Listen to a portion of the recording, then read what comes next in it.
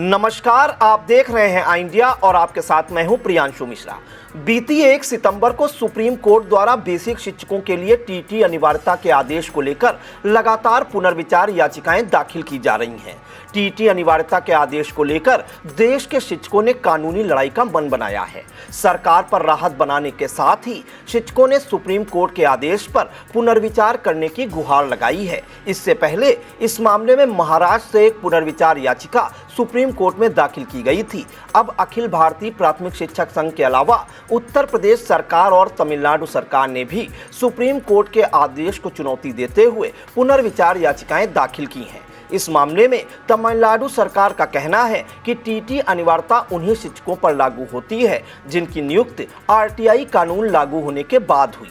यह अनिवार्यता उन शिक्षकों पर लागू नहीं होती जिनकी नियुक्ति इस कानून के लागू होने के पहले के नियमों के तहत हुई थी। आपको बता दें कि बीती 1 सितंबर को सुप्रीम कोर्ट ने देश के उन बेसिक शिक्षकों को 2 साल में टीटी पास करने का आदेश सुनाया था जिनकी नियुक्ति 29 जुलाई 2011 से पहले हुई थी। सुप्रीम कोर्ट ने अपने आदेश में कहा था कि ऐसे शिक्षक जिनकी सर्विस के 5 साल से अधिक बचे हैं उन्हें 2 साल में अनिवार्य रूप से टीटी पास करना होगा।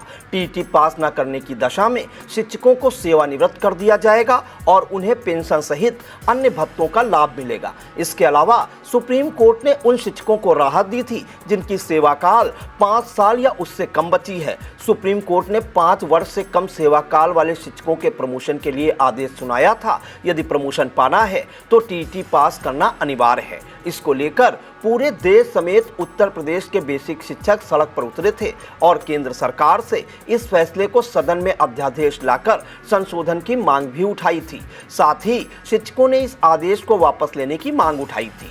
सुप्रीम कोर्ट के इस आदेश के बाद उत्तर प्रदेश के करीब 4 लाख और देश के करीब 10 लाख बेसिक शिक्षकों की नौकरियों पर तलवार लटकी हुई है। हालांकि इस मामले में सीएम योगी आदित्यनाथ ने शिक्षकों का दर्द समझा और बेसिक शिक्षा विभाग के अधिकारियों को सुप्रीम कोर्ट में रिवीजन पिटीशन दाखिल करने के निर्देश भी दिए गए थे, जिसके बाद उत्तर प्रदेश सरकार की ओर से सुप्रीम कोर्ट में पुनर्विचार याचिका दाखिल की गई। सरकार द्वारा सुप्रीम कोर्ट में पुनर्विचार याचिका दाखिल करने के बाद यूपी के बेसिक शिक्षकों का प्रदर्शन शांत हुआ था। सूत्रों की माने तो इस पुनर्विचार याचिका में कई खामियां थी जिसे दुरुस्त कर पुनः पुनर्विचार याचिका दाखिल की गई, जिसकी सुनवाई सुप्रीम कोर्ट में आगामी 3 नवंबर को होनी है। उत्तर प्रदेश सरकार द्वारा पुनर्विचार याचिका दाखिल करने के बाद शिक्षकों को यह विश्वास हुआ कि सरकार उनके साथ है और इस मामले में उनमें यह उम्मीद भी जगी कि सुप्रीम कोर्ट भी उनके दर्द को समझेगा और फिर से कोई नया आदेश सुनाएगा। अखिल भारतीय प्राथमिक शिक्षक संघ ने सुप्रीम कोर्ट के आदेश पर पुनर्विचार का अनुरोध करते हुए कहा कि इस फैसले से देश भर के करीब 10 लाख बेसिक शिक्षकों पर प्रभाव पड़ रहा है। पुनर्विचार याचिका में कहा गया कि इन शिक्षकों की नियुक्ति शिक्षा का अधिकार अधिनियम लागू होने से पहले नियमों के मुताबिक हुई थी।